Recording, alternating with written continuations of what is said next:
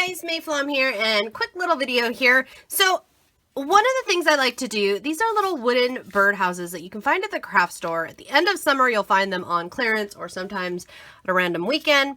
I don't really know what other people do with them. I like to make them into seasonal decorative little houses.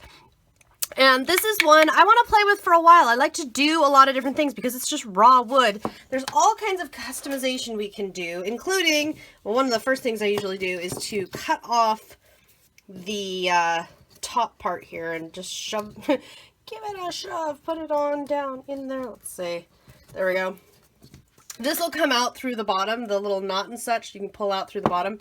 But for now, that'll work. So what I like to do, though, is work on it in stages and really customize the different elements of it. Sometimes I cover them in paper, sometimes I paint them, texture them with stencils, anything you want to do. What I'm going to do in this video here, though, is simply work on the roof. And what I'm going to do, I've got a piece of scratch paper here, and you can see a little bit, some lines there where I just kind of pressed. And I am going to design two different scallops. Now, there are scallop designs out there that you can just use, scallop punches. I'm going to make, and you might notice I have the one scallop go just slightly past.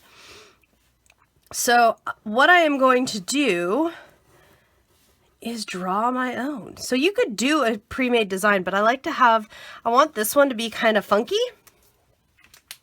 And then the other thing I'm going to do is take a really, really fat pen, and I'm going to repeat that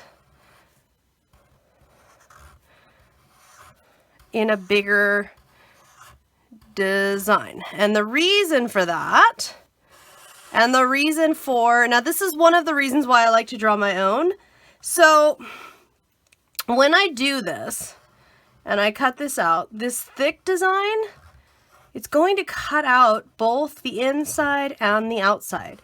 And what I like about that is, I like that I'm going to get a really interesting outline design. And I'm going to cut these out of two different papers. So I just fill this in as thick as I like, or as thin as I like. And then, if you haven't guessed yet, we're going to get out the scanNcut. And actually, I didn't need to do this whole thing thick. I actually could have just done the scallops themselves thick, but that's okay. We're going to go for it. So I'm going to get this to cut out the inside and the outside lines. And I love that I can just keep on adding as needed.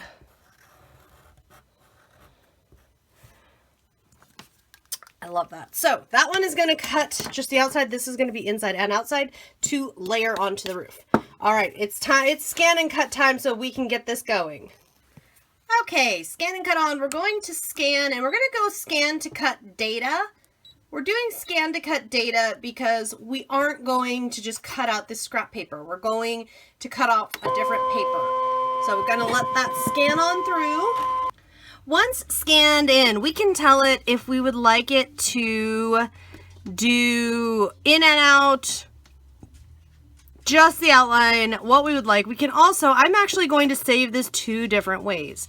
So I am going to go way in here on this thicker one and tell it the inside and the outside, please. And I can see that it's picked it all up. So I'm going to save it here to my machine.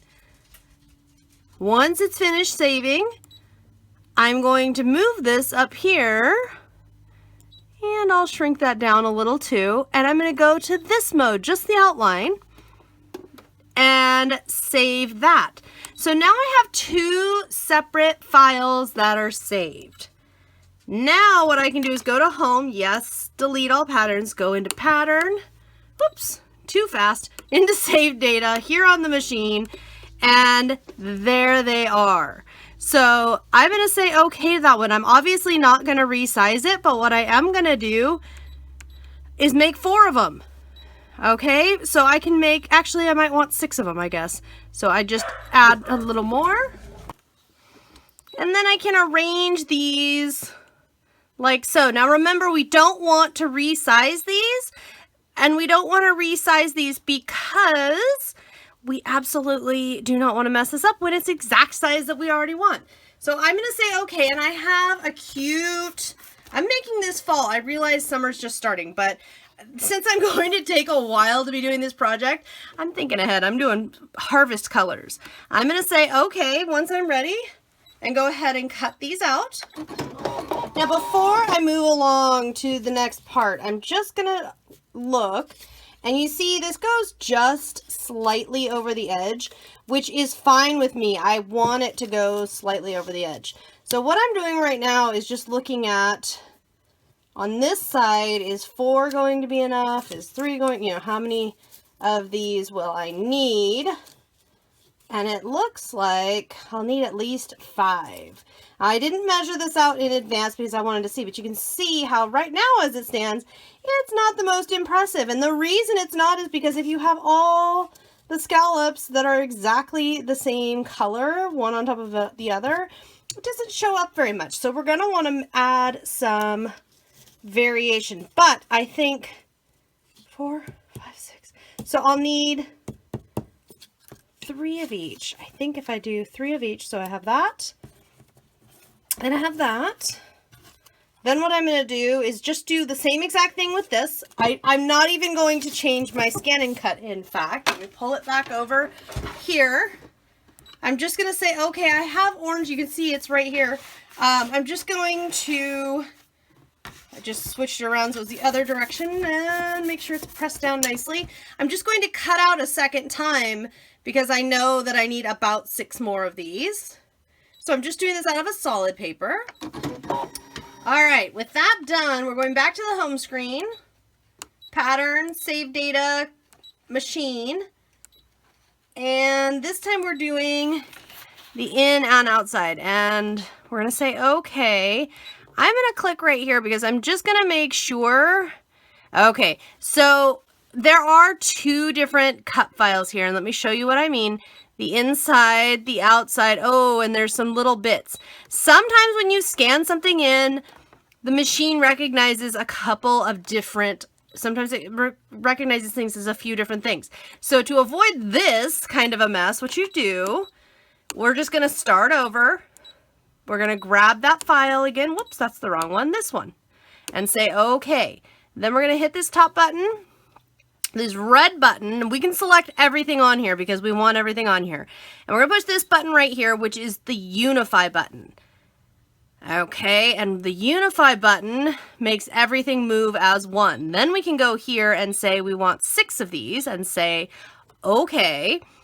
I'm going to say, okay. And then I'm just going to go ahead and line them all up like so. Okay. Now I have kind of a shimmery brown cardstock that I'm going to cut these out of, and we're just going to go ahead and let them cut.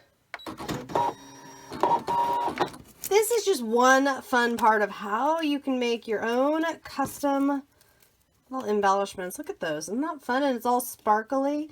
So that's just one way. So now what I'm going to do here is I'm going to be using these brown ones as kind of just as some contrast, and I'm probably only going to use 2 of them per side, but what I'm going to do is I like to start at the bottom and then I'll play with and adjust how much I need. Now if you were working on this and it was a bigger scale project, I would probably say go ahead and run test cuts and make sure everything fits the way you want it to fit before you go and cut everything out. And I would say that just because, I mean, it makes sense. If you're going to do a bigger project, you definitely want to know that everything is going to fit just so. But look at this. Look how cute. Isn't that fun? Oh, I just love it.